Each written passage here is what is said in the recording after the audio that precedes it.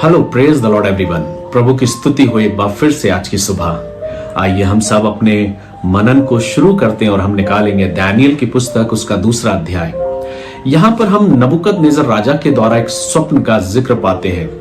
वो स्वप्न जो राजा नबूकदनेस्सर अपने पलंग पर पड़े हुए देखता है और उस स्वप्न को देखकर वो बहुत ही व्याकुल हो जाता है। उसको नींद नहीं आती और वो सोचने लगता है कि आखिर मेरे स्वप्न का अर्थ क्या है।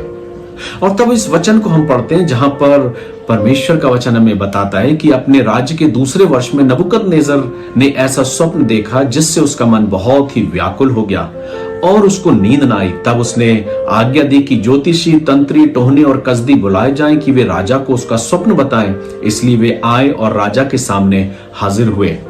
जैसा मैंने आपको बताया कि नबूकदनेस्सर अपने स्वप्न को देखता है और उस स्वप्न को देखने के बाद वो बहुत ही व्याकुल हो जाता है और अपने उस स्वप्न के दर्शन को बताने के लिए, उसके अर्थ को बताने के लिए वो अपने राज्य के सभी ज्योतिषी, तंत्री, टोने और जितने भी कसदी लोग थे उन सबको वो बुलाता है और उनके सामने ये शर्त रखता है कि अगर तुम मेरे स्वप्न का अर्थ बता दोगे तो मैं तुम्हें मान सम्मान और बहुत सी इज्जत दूंगा, तुम्हारा मान सम्मान करूंगा। लेकिन अगर तुम मेरे स्वप्न का अर्थ नहीं बता पाए तो मैं तुमको मरवा डालूंगा। जब सब लोग राजा के सम्मुख उपस्थित हुए तो सबने यही बोला कि हे राजा, तू चिरंजीव रहे।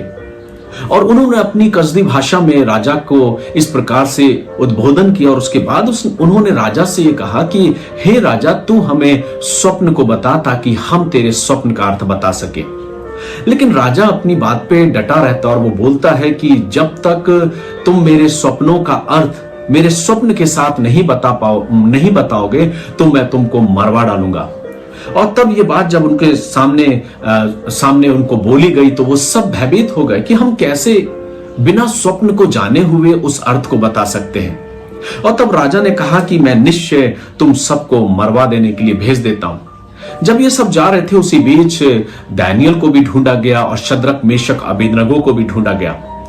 और जब उनको भी लाया गया, जब उन्हें ढूंढा गया तो दानियेल ने उससे पूछा जो उनको मारने के लिए ले जा रहा था, उन सबों को नष्ट करने के लिए ले जा रहा था। उसने उनसे बात करी और पूछा कि राजा ने इतनी उतावली में ये आज्ञा क्यों दी है।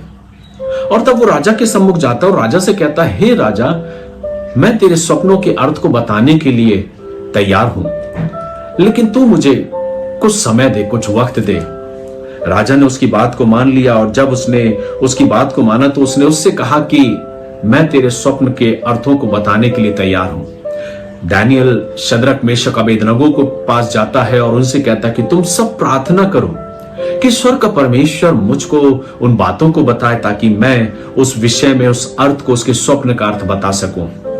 शद्रक, मेशक, अबेदनगो और दानियेल प्रार्थना करते हैं और जब हम परमेश्वर के वचन को पढ़ते हैं तो हम इस बात को देखते हैं कि परमेश्वर दानियेल से बातें करता है। और दानियेल को जब वो अपने घर में जाकर, जैसा 17वें पद में लिखा है कि तब दानियेल ने अपने घर जाकर अपने संगी हनन्याह, मिशाएल और अजरेहा को यह हाल बताकर कहा, इस भेद के विषय में स्वर्ग के परमेश्वर की दया के लिए यह कहकर प्रार्थना करो कि बेबीलोन के और सब पंडितों के संग दानियेल और उसके संगी भी नष्ट ना किए जाएं। और जब ये दानियेल इस बात को बोलता है तो परमेश्वर जो है वो दानियेल को भेद प्रकट करता है। और आगे वचन में हम पढ़ते हैं, तब वह भेद दानियेल को रात के समय दर्शन के द्वारा प्रकट किया गया। जब भी हम इस किताब को पढ़ते हैं, जब भी हम इस वचन को पढ़ते हैं, दानियेल के जीवन के बारे में पढ़ते हैं, तो दानियेल का जीवन मेरे और आपके जीवन के लिए बहुत ही प्रेरित या प्रेरणादायक जीवन उसका हमको लगता है। लेकिन जो बातें परमेश्वर अपने वचन में कर रहा है उससे हमें क्या सीखने को मिलता है, इसी विषय पर हम आज मनन करने जा रहे हैं। दानियेल को परमेश्वर रात में दर्शन देता है, उसको राजा के देखे हुए स्वप्न को बताता है और स्वप्न के साथ साथ उसका अर्थ भी बताता है। जब दानियेल उस स्वप्न को, उस दर्शन को जो राजा ने देखा था और उसके दर्शन के साथ साथ, उस स्वप्न के साथ साथ उसके फल को भी जब परमेश्वर बता देता है तो दानियेल सबसे पहले उस जीवित परमेश्वर की बड़ाई करता है। और तब दानियेल उस जन से कहता कि अब तू मुझे राजा के सम्मुख लेकर जा। और तब जब दानियल राजा के सम्मुख खड़ा होता है, तब 24वें पद में लिखा है, तब दानियल ने अर्योक के पास जाकर, जिसे राजा ने बेबीलोन के पंडितों को नाश करने के लिए ठहराया था, भीतर जाकर कहा, बेबीलोन के पंडितों का नाश ना कर, मुझे राजा के सम्मुख भीतर ले चल, मैं फल बताऊंगा। अब दानियल जो है वो राजा के सम्मुख खड़ा हो रहा है और बोलता है कि मैं उसके स्वप्न के साथ साथ उसका फल भी बताऊंगा। तब अर्योक ने दानियल को राजा के सम्मुख शीघ्र भीतर ले जाकर उससे कहा, यहूदी बंदियों में से एक पुरुष मुझको मिला जो राजा को स्वप्न का फल बताएगा। राजा ने दानियल से कहा, जिसका नाम बेलशस्सर भी था, पूछा, क्या तुझ में इतनी शक्ति है कि जो स्वप्न मैंने देखा उसे फल समेत मुझे बता सके। अब राजा उससे प्रश्न पूछ रहा है, लेकिन दानियल का जवाब देखिए वो क्या कह रहा है। दानियल कहता है कि दानियल ने राजा को उत्तर दिया, जो भेद राजा पूछता है वह ना तो पंडित, ना तंत्री, ना ज्योतिषी, ना दूसरे भावी बताने वाले राजा को बता सकते हैं, परंतु भेदों का प्रकट करने वाला वो परमेश्वर को महिमा दे रहा है। परमेश्वर को उसके सम्मुख महिमा दे रहा है, उस राजा के सम्मुख। और वो कहता है, और उसी ने नबूकदनेस्सर राजा को बताया है कि अंत के दिनों में क्या होने वाला है। जब दानियल इस प्रकार से कहता है, परंतु भेदों का प्रकट करने वाला परमेश्वर स्वर्ग में है, और उसी ने नबूकदनेस्सर राजा को बताया कि अंत के दिनों में क्या क्या होने वाला है। और तब दानियल जो है वो राजा के स्वप्न को बताता है। दानियल कहता है, तूने एक मूरत को देखा है और अपने स्वप्न में उसके विषय में उस भेद को जो मैं तुझे बताने पर हूं, उस सारे भेद को दानियल उसको बताता है। और तब परमेश्वर का वचन दानियल के द्वारा क्या कहता है, दानियल उसे बताता है, हे राजा, जब तू देख रहा था तो तूने क्या देखा, एक बड़ी मूर्ति दिखाई पड़ती है, और वह मूर्ति जो तेरे सामने खड़ी थी वह लंबी चौड़ी थी और उसकी चमक अनुपम थी और उसका स्वरूप भयंकर था। उस मूर्ति का सिर तो चोखे सोने का था और उसकी छाती और भुजाएं चांदी की और उसका पेट और जांघें पीतल की और उसकी टांगे लोहे की और उसके पांव कुछ तो लोहे के और कुछ मिट्टी के थे। फिर देखते देखते तूने क्या देखा कि एक पत्थर ने बिना किसी के खोदे आप ही आप उखड़कर उस मूर्ति के पांव पर लगकर जो लोहे और मिट्टी के थे उनको चूर चूर कर डाला। जब ये स्वप्न को वो बता रहा था दानियल, तो नबूकदनेस्सर राजा भी चौंक गया कि ये कोई आसान व्यक्ति नहीं, ये कोई सरल व्यक्ति नहीं, इसमें जरूर परमेश्वर की आत्मा रहती है। और तब दानियल के सम्मुख राजा इस बात को बयां भी करता है। दानियल जो है वो राजा के स्वप्न को बताता है। स्वप्न के बाद अगले अध्याय में, अगले पदों में जब हम आएंगे तो हम उस बात को देखते हैं कि दानियल उसका अर्थ भी बताता है। दानियल कहता है, हे राजा, देख, परमेश्वर ने तुझे कितना शिरोमणि ठहराया है। परमेश्वर ने तुझे ऊंचा किया, तुझे शिरोमणि किया, और उसके सारे वृत्तांत को बताता है कि परमेश्वर आने वाले समय में किस प्रकार से साम्राज्य को चकनाचूर करेगा। और तब परमेश्वर दानियल के द्वारा नबूकदनेस्सर राजा को एक चेतावनी भी देता है, लेकिन उसकी चेतावनी का नबूकदनेस्सर राजा के जीवन पे कुछ प्रभाव नहीं पड़ता, लेकिन वो वही करता है जो परमेश्वर की निगाहों में, परमेश्वर की दृष्टि में गलत था। लेकिन दानियल उसको उस बातों को बताता। जैसे ही दानियल उस स्वप्न को और उसके अर्थ को बताता है तो राजा आश्चर्यचकित हो जाता है। तब वो क्या कहता है, इतना सुनकर नबूकदनेस्सर राजा ने मुंह के बल गिरकर दानियल को दंडवत किया और आज्ञा दी कि उसको भेंट चढ़ाओ और उसके सामने सुगंधित वस्तु जलाओ। फिर राजा ने दानियल से कहा, सच तो यह है कि तुम लोगों का परमेश्वर, सब ईश्वरों का ईश्वर, राजाओं का राजा, भेदों का खोलने वाला है, इसलिए तो तू यह भेद प्रकट करने पाया। इससे पहले कि परमेश्वर की महिमा करे, वो दानियल की महिमा कर रहा है। दानियल के सम्मुख झुकता है, दानियल को सिजदा करता है, दानियल के सामने अपने आप को झुकाता है, उसको सम्मान देता, उसको दंडवत करता है। लेकिन दानियल क्या कहता, मेरे प्रियो, परमेश्वर का वचन हमें बताता है और ये कहता है, तब राजा ने दानियल का पद बड़ा किया और उसको बहुत से बड़े बड़े दान दिए और यह आज्ञा दी कि वह बेबीलोन के सारे प्रांत पर हाकिम और बेबीलोन के सब पंडितों पर मुख्य प्रधान बने।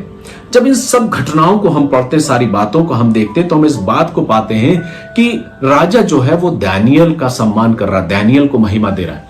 लेकिन दानियल इस बात को बोलता है, मैं नहीं, लेकिन जो स्वर्ग का परमेश्वर है उसी ने मुझ पर अपने भेद को प्रकट किया है जो तूने स्वप्न में देखा है। जो बात इस वचन में हमें सीखने को मिलती है मेरे प्रियो, कि दानियल अपनी महिमा या अपना वर्चस्व नहीं चाह रहा।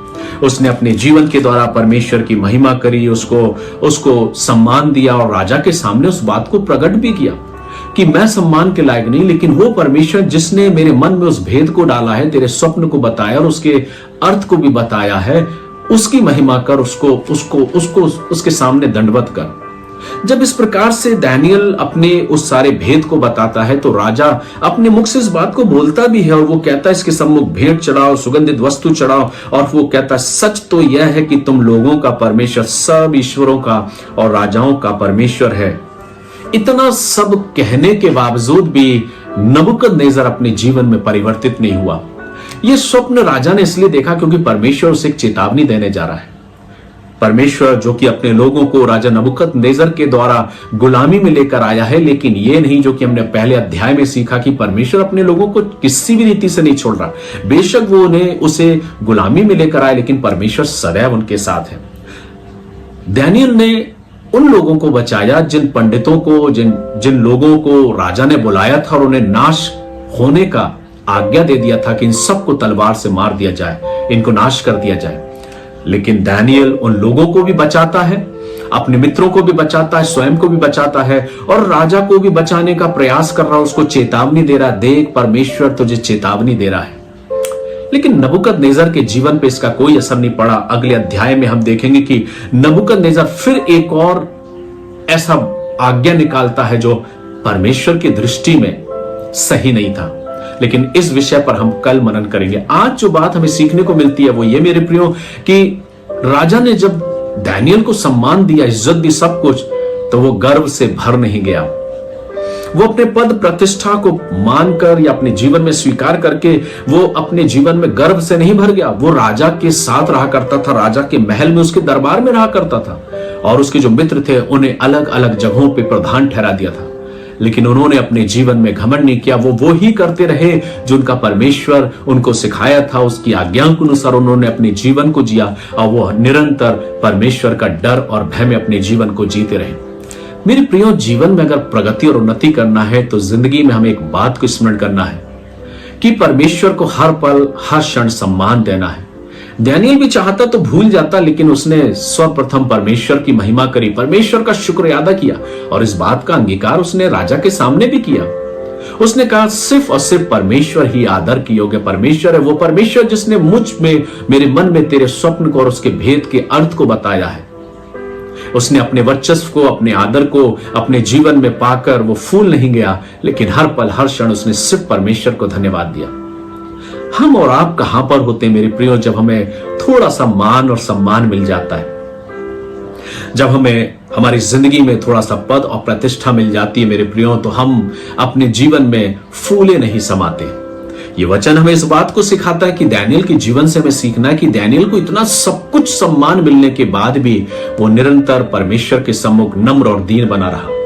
वो अपने जीवन को प्रभु के सम्मुख व्यतीत करता रहा। उसने अपने नाम को लोगों के सामने प्रकट नहीं किया कि देखो मैं दानियल, तुम नहीं बता पाए मैं कर रहा हूं, तुम नहीं बता पाए मैंने सब कुछ कर दिया, तुमने नहीं बताया, लेकिन देखो मेरे ऊपर ये भेद प्रकट किया गया, अब सबसे बड़ा मैं हूं, अब तुम सब मेरा सम्मान करो, तुम सब मेरे करीब आओ, तुम सब मेरे सामने झुको। जैसा कि आज के दौर में होता है, जरा सा नाम, जरा सा सम्मान अगर हमको मिल जाता है, जरा सी पद प्रतिष्ठा हमको मिल जाती है, तो हम फूले नहीं समाते। हम अपना ही वर्चस्व चाहते हैं, हर जगह हर स्थान पर हम चाहते हैं कि हमें सम्मान मिले, हमारा आदर हो। लेकिन स्वर्ग का परमेश्वर सब कुछ देखता है मेरे प्रियो। अब वो दानियल के माध्यम से हमको इस बात को सिखाना चाह रहा है कि तू कहां है। आज हमें अपने जीवन को जांचने की जरूरत है मेरे प्रियो। दानियल एक ऐसा जीवन जो परमेश्वर से प्रेम करने वाला, उसके डर और भय में अपने जीवन को जीने वाला और हर समय हर क्षण लोगों के सम्मुख परमेश्वर के नाम को ऊंचा करने वाला जन था। आज हम कहां हैं मेरे प्रियो। उसके साथ ही साथ वो राजा को चिताता भी है कि हे राजा तू चेत, क्योंकि परमेश्वर तुझे चेतावनी दे रहा है, कहीं ऐसा ना हो कि परमेश्वर तेरे साम्राज्य को खत्म कर दे। लेकिन राजा उस बात से नहीं चेता, जबकि उसने उस बात को अंगीकार भी किया, लेकिन वो भूल गया। फिर वो अपने ही घमंड में चूर हो गया। लेकिन दानियल उसको समझाया, परमेश्वर के बातों को, परमेश्वर की उन सपनों को उसने उसका अर्थ बताते उसको चेतावनी दी, लेकिन राजा ने उसकी चेतावनी को अस्वीकार कर दिया।